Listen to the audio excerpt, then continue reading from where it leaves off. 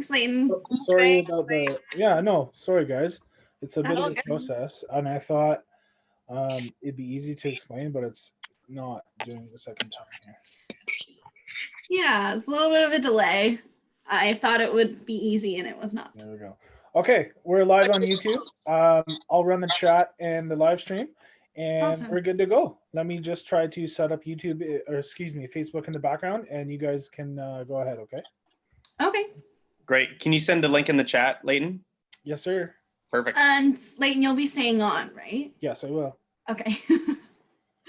You need the link to the Zoom meeting in your chat, Reed? Sorry. To the YouTube, but I can just find it myself. Sure. Okay, I got it here, buddy. Okay, awesome. Well, should we get started? Yes, please. Yes. So, okay, so go ahead, Al. a little bit of a delay. Sorry about that, Kathy. Really happy to have you here. Why don't you just tell everyone who might be watching a little bit about you and what you do? Okay. Hi, friends. I'm Kathy. I'm the chaplain at St. Lawrence College. So I provide spiritual support for students, which is really connected to overall health. It's my passion to see students flourish and just pursue health in every area of their lives, mentally, physically, spiritually, intellectually. I also provide resources for students that are looking to get plugged into potentially a religious community. And I sort of oversee and coordinate leaders who run Christian community at the college, because I am a pastor, a Christian pastor in Kingston myself. So that's kind of my jam. Amazing. Great. That's wonderful. So we've talked before, Kathy. So and you've talked about how a lot of it is spiritual focus, but it's open to pretty much any student in the college, correct? Oh, absolutely. I talk with students about a number of subjects, not all of which are spiritual related. In fact, I would say half to more than half the conversations I have with students are about other aspects of health. Mental health obviously is a lot, emotional health. I have a counseling background and a teaching background. And so I connect with students on lots of different levels in all those different areas. Great. Awesome. Great. Yeah, I know I've spoken with you before, Kathy, and you're just very, very easy to talk to and get along with. So that's really you're a cutie pants, Elle. And how are you doing during all of this? You know what? I saw something. I looked for it to share here with everyone today, and I couldn't find it. But I feel like this experience for all of us is so varied, and how we experience it is so varied. So for some, if we use the analogy of a rainstorm, for some of us, this is like a light sprinkling on very dry ground. And so this comes as a real welcome reprieve. For others, it's a downpour, but manageable. For others, it's a flood. And for some, it's a hurricane.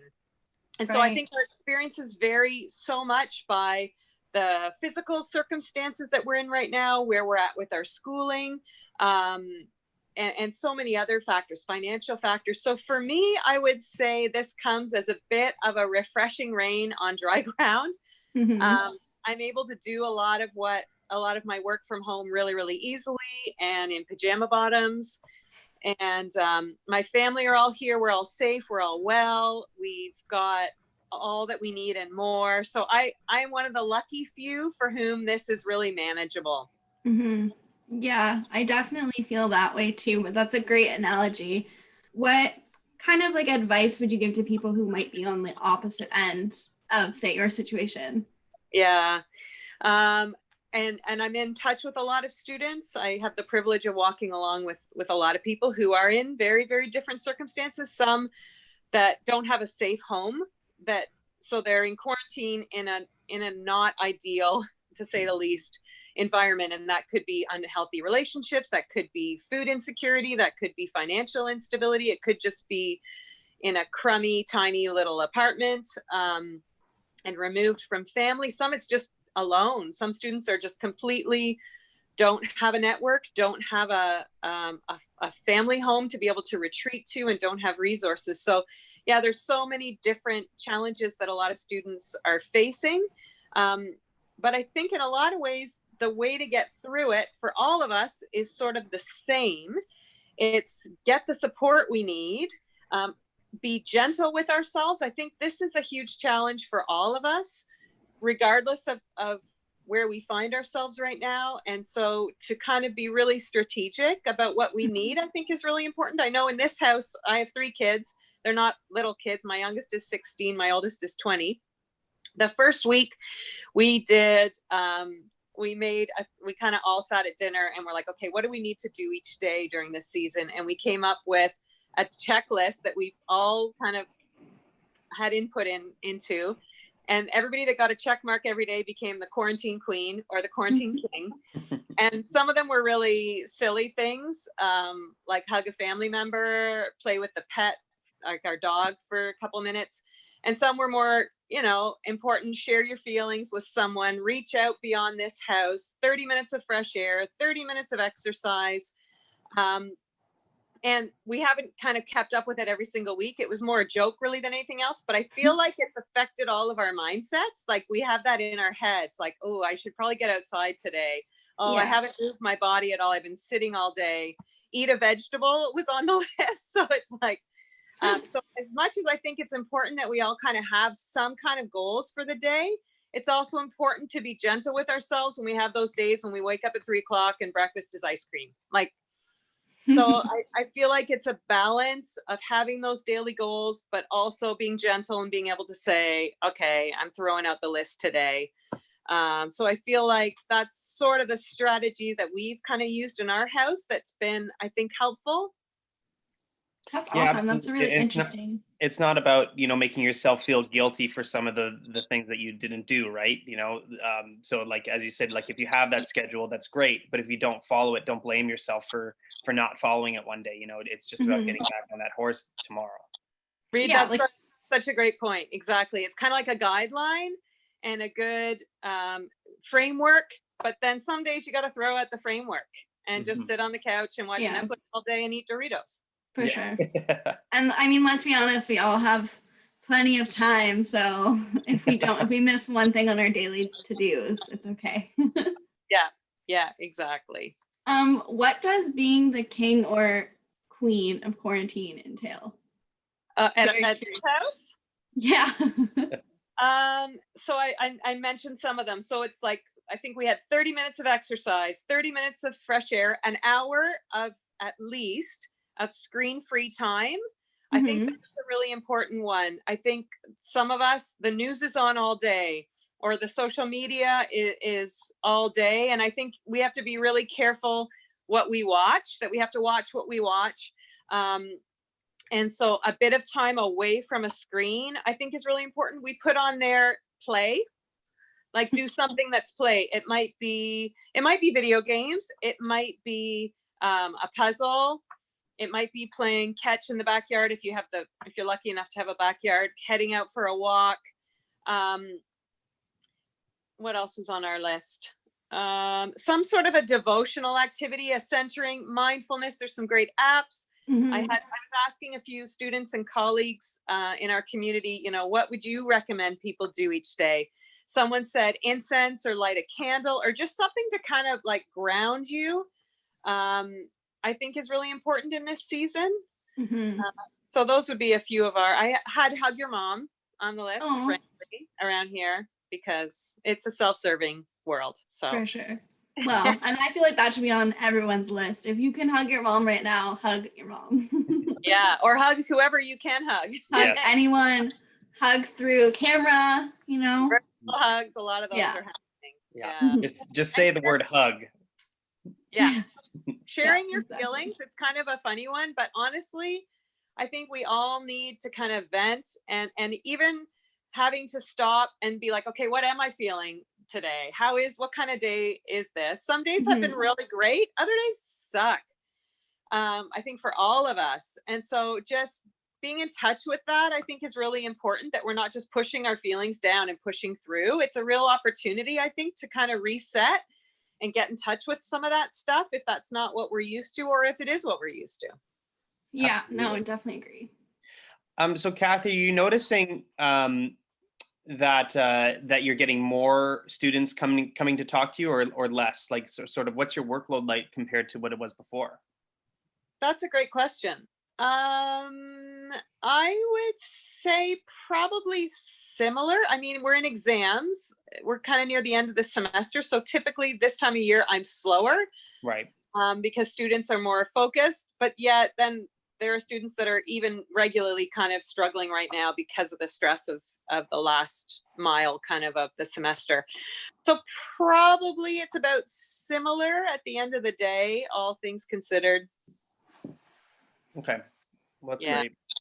Yeah. Well, it is great that students can still go to you, even Yeah. during these times. Yeah. Yeah. And some like to do this face to face. Some prefer, you know, writing out their stuff over Facebook or over the phone. I've had phone conversations. So it's just taken many different forms, whatever kind of works best for individual students. Mm-hmm. What's the biggest theme that you've noticed of students' concerns specifically within the school? I would say a big one is motivation. I would say there are some who are really in a rainstorm and are really struggling like with mental health. I think a lot of other students are handling this okay. Like they're not totally freaking out, but they're just like, I have all this time and I'm not motivated. I doubt any of you can relate to that, you guys. I'm sure you No. on top of all the things. But I think there's something about this season that's like, it's hard to get going, and you can just fall into your phone, as I like to call it, and be like, oh my gosh, what did I just do for the last hour or 2 or 3 or day? Yeah, TikTok's really bad for that. All the things are really bad for that. Yeah. So I think I would say that's probably what I'm hearing more than anything else, is just struggle to get motivated. Absolutely. Absolutely. And I'm finding that myself, right? Like it's even that last push, and I'm finding it harder and harder. You know, we're coming up to our last day on Friday, right? And I'm finding it, and you'd think that it'll be, well, you know, we only have a few more days, but it's only like, I wish it was over today, you know? So I guess, yeah. So other than keeping with a guideline, what are some ways you think that you can find to motivate yourself? I think for me, when my physical space is really, really messy, I personally struggle. I feel out of control. So for me, when I have stuff to do that I really don't want to do, I find like, where's my land where I'm going to work? So this chair is in my bedroom because we have a lot of humans around. So I've created my little land in here. So my room has to be clean. My bed has to be made. No clothes on the floor. Often, you know, getting up and dressing for the day you wish you were having instead of the day you're having.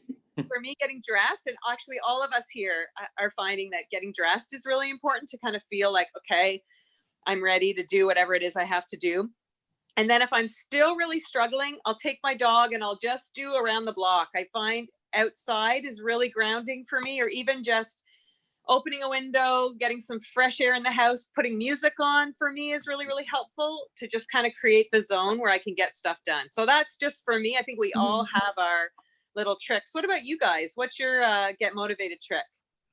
Well, I actually do all of those things, especially the getting up and getting ready. I think I've said it a million times on here, but just I have to treat the day like I'm still going to go to work. Like I'm still going to go to the office, or I'm still going to go outside. Like I have to wake up, and that's like I have to get ready.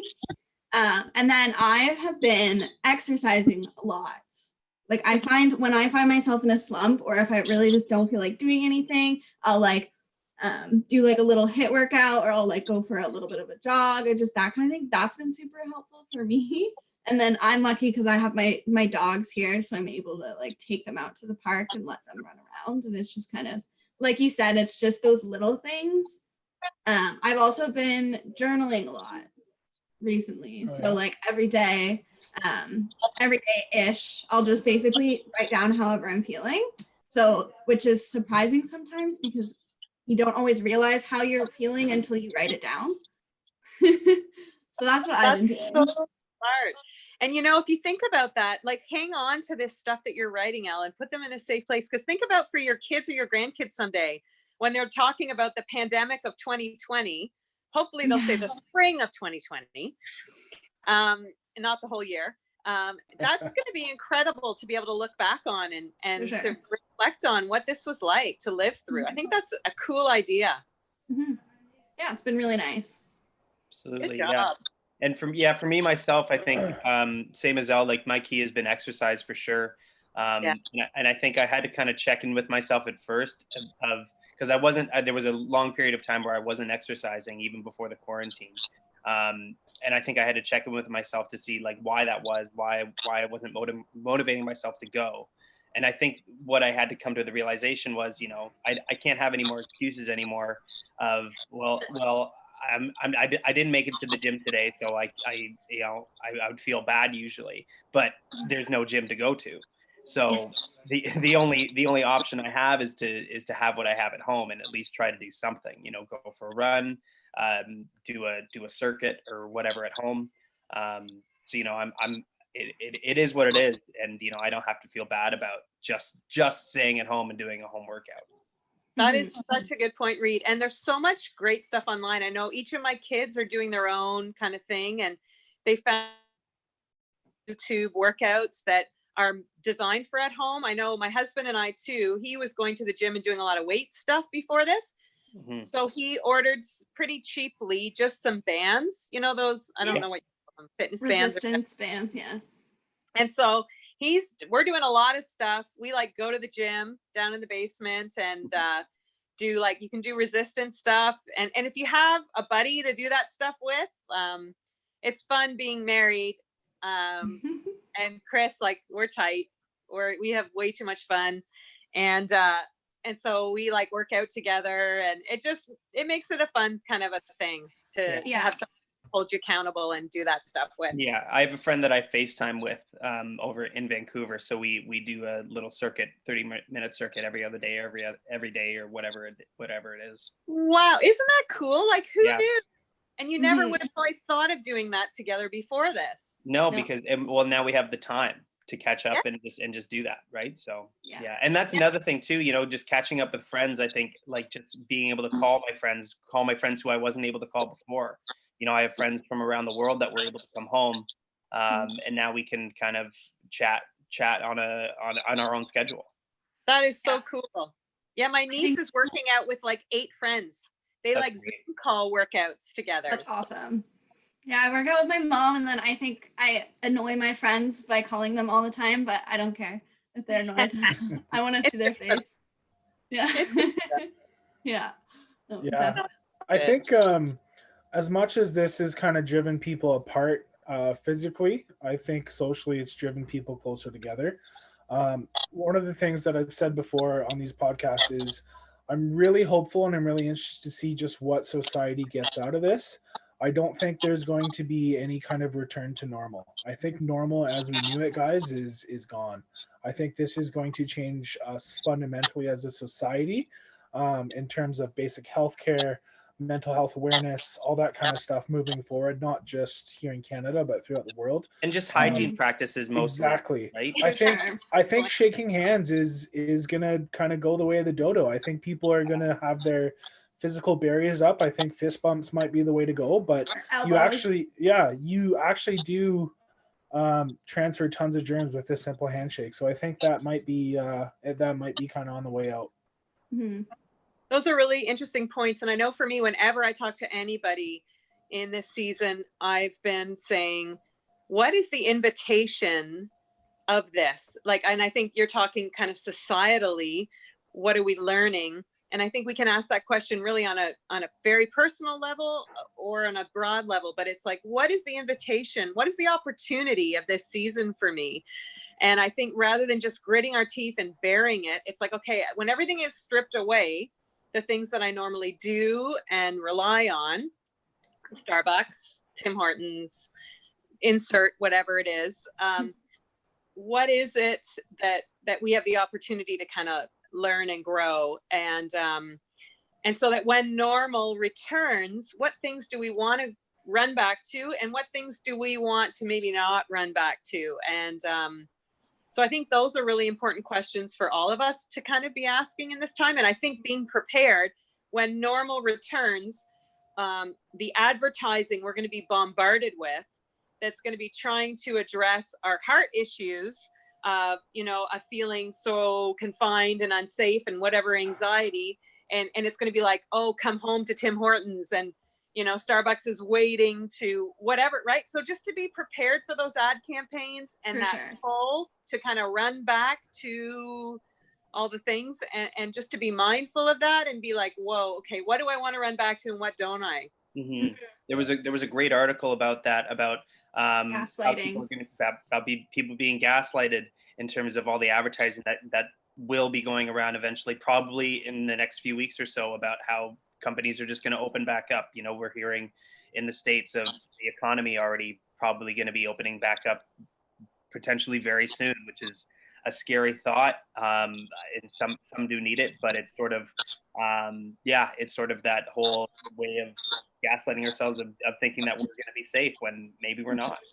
Yeah, there's pros and cons to it for sure. Yeah. Like, I think you'll definitely see, I think, the more like trusted brands that have like a little bit of a better messaging, whereas like the kind of monopoly brands who just like go for revenue and earnings, they're all just going to put crazy kinds of ads out there that are going to try and draw people in. So definitely something important to know. Yeah. I think kind of on this note too, I think maybe on like a mental health side of it, I think it is also important for people to know that like this is going to end and there will be like somewhat of a normal, like even if adjustments need to be made to society, it's like taking those and learning from it so that when this is over, we can come together and be this stronger because of it. Mm-hmm. And hopefully a little more grateful as well, I think. Like, that's such a good point, Elle. And you know, what I encourage my kids to do, so I've got a 16-year-old, and her boyfriend's 2-year anniversary was Monday, and they haven't seen each other in over a month. Mm-hmm. And so we allowed them to have a 6-foot apart little moment together. He doesn't live close either. He's like an hour and a half away. And so it was a really hard day for her to see. She was so excited to see him, but then couldn't really see him, and love language is touch, and she couldn't hug him, so it was like a great day, but a bad day. And so after that, it was like, okay, you got to cry all the cries, like, this sucks. And to just really express that and go through that. But then the trick is you don't stop there. You move through it. So then you can be like, okay, but what can I be thankful for? And I think that's key, is to, number one, fully expressing those feelings, but knowing when it's not venting anymore, but you're just spewing and you're reinforcing the negative, and knowing where that line is in yourself, I think, is really key when you're talking about mental health, Elle. And then and so then being like, okay, this sucks, and yes, I'm really upset, and I'm going to cry and hug my mom, but then it's going to be like, okay, well, at least we're not at war. I've got a warm house. You know, my relationship is managing to weather this storm, because this is really stressful. I mean, there's so much we can be thankful for in spite of what's going on. And so I think it's not a Pollyanna thing that denies the realities of the pain, but it's also not living only in the pain. So I feel like that's a really critical balancing act that we all have to learn how to do in our lives. And this is a great opportunity to learn. Crap is great fertilizer. It For really sure. really great. I like that one. Yeah, no, it would definitely, going back to, that gratitude piece for sure, right? Like it would be funny to see people that weren't grateful for what we had after this. Like there's, I hope, and this is just my hope, like, belief in humankind, that we don't have to take life for granted at all. Yeah, so true, Reed. And I think even now, can you imagine this if the internet had gone down? Like, just imagine what this would have been without that connect. Like Leighton, you were saying, we're almost more connected than ever. And I think that's really true. And imagine, so imagine if our grocery stores were empty. Like, it doesn't take much imagination to think, boy, we are fortunate right now. And I think the students that don't have groceries, that don't have internet, and I know some that don't have both of those very accessible. There are resources. And so I think that's the other thing to really get out into our community. There are so many supports, and I know, please contact me. At our church, we have so much access to food and resources and finances through the college as well. And so if students are struggling, there are so many resources, and we're just so fortunate and blessed as a country and as a school that we do have so much available to help each other through an experience like this. So I think there is lots to be thankful for all of us today. For sure. And just to echo that a little bit, anyone can always reach out to the Student Association too for any of their needs. We can always either help you or connect you to the right places as well. So thank you, Kathy. How can people contact you? Yeah, so I think the best way is probably my Chaplin email. So chaplin@sl.on.ca. That's a great way to reach me. I'm checking that account all the time. Or Facebook. Yeah, those would probably be the two easiest, quickest ways to get me. Okay, awesome. Yeah, that's great. Yeah, yeah.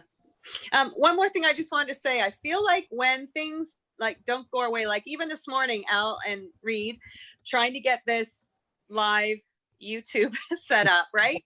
Nightmare. Like that was challenging. There was like a good probably 20 minutes of stress at least for you guys, and you moved through it, you bounced through it, you jump back in, and here we are, right? And I think when life gives us the squeeze, we find out what we're full of, and we don't always like what we find, and that's okay. I think you got squeezed today, both of you, and I think you did really well. Like I was watching just to be like, okay, what's this going to be like? Because every experience, it's a demonstration of our character. We find out what we're full of, and so I think there's some neat opportunities to grow through this.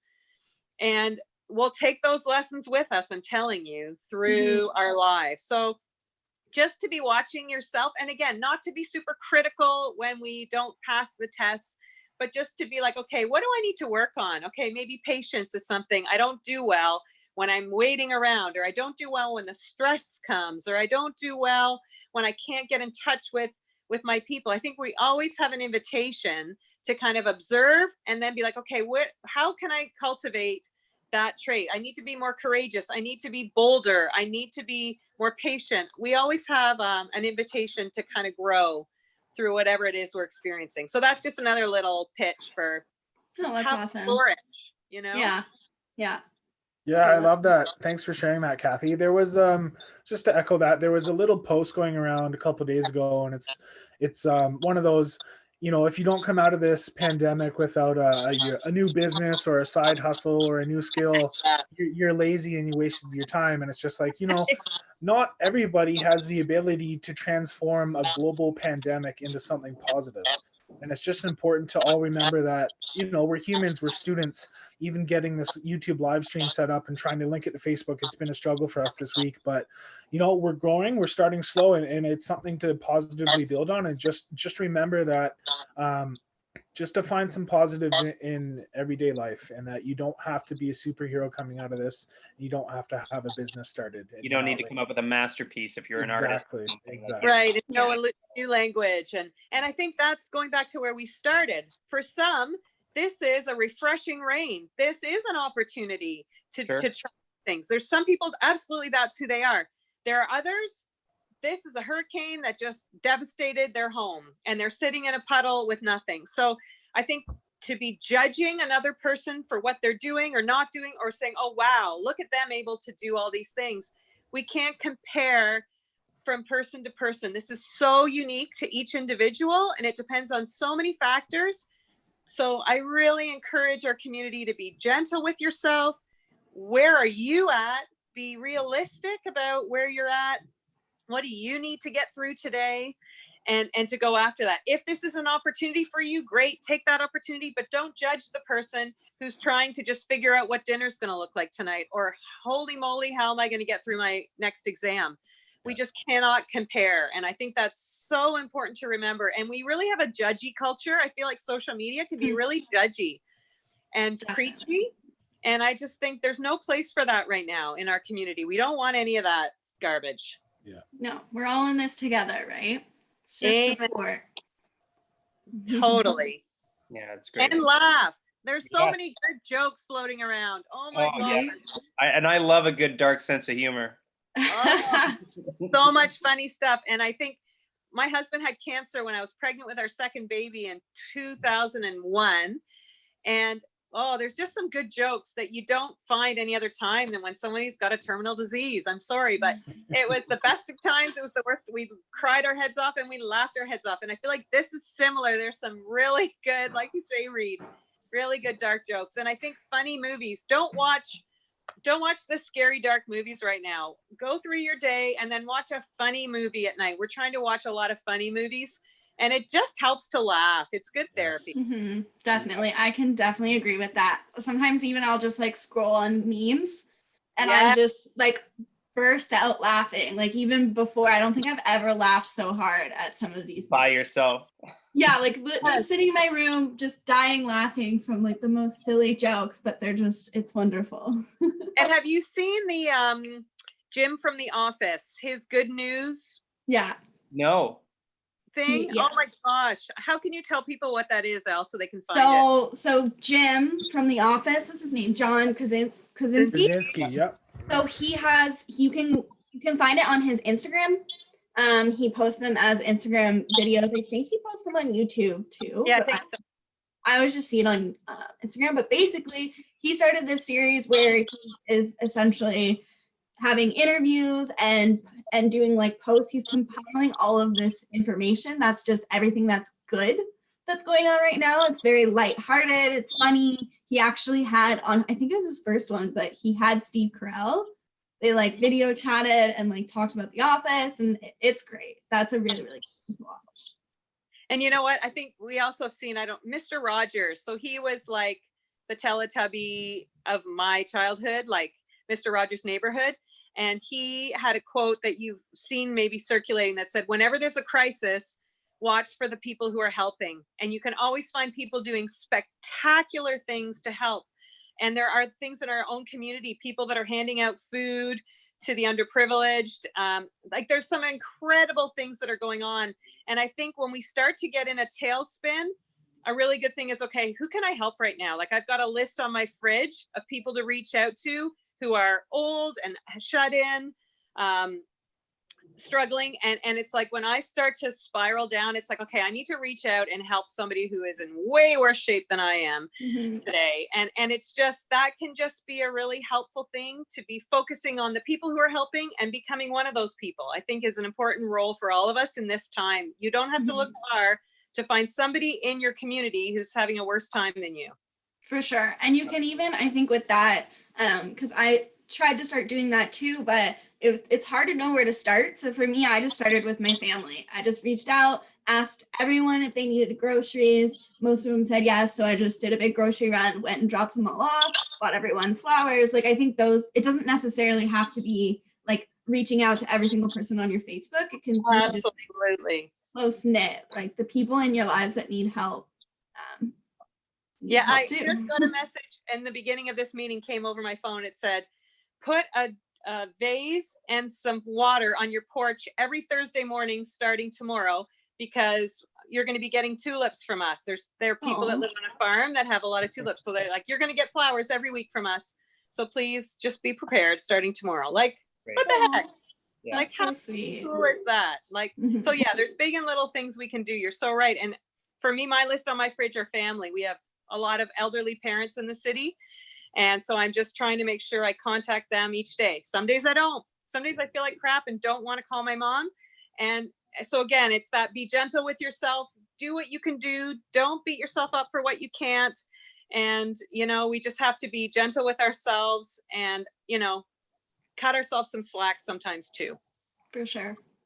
Awesome. Great. So I think we'll start wrapping it up a little bit. Kathy, we'll put your email. I think I'll just write a comment.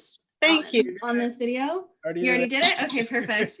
Thanks. And then just a little parting words from me. Anyone can reach out to me on Instagram at Elizadora.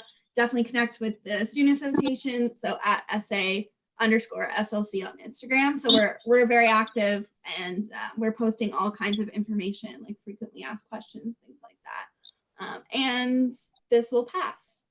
Well, and you know what? Yes. What are we gonna miss when it passes? So Mhm. enjoying the good stuff, because, you know, assuming you're not in the hurricane, because there'll probably be stuff you will miss when this does pass. So to remember to hang on to those things. Yeah, absolutely. Lovely. Very well said. Thanks, guys. You guys are amazing. Honestly, you people, you're dealing with school and a global pandemic and still pouring out, like, this is an incredible way that each of you guys are really pouring back into the community. I hope you get lots of good comments from students saying thank you, because I know there are a lot who listen that this is real encouragement. So go, you guys. That's so Thanks, great. Kathy. Well, thanks for the encouragement, Kathy. That was a nice way to start my day. Yeah. Start your day. It's almost Yes, I was gonna say start. Hey, my kids have all gone nocturnal. Like, Yeah. they get up around noon. It's okay. They're up till midnight or 1 a.m. It works for them. It gives us a quiet morning. So you do you, Reed. Yeah, no, I'm not ashamed. I am not a morning person. Like, I get up early. Love it. Love it. Awesome. Good work. Well, thanks. Okay. Thank you, guys. Appreciate Thank your time. you. I'm gonna end the stream. Guys.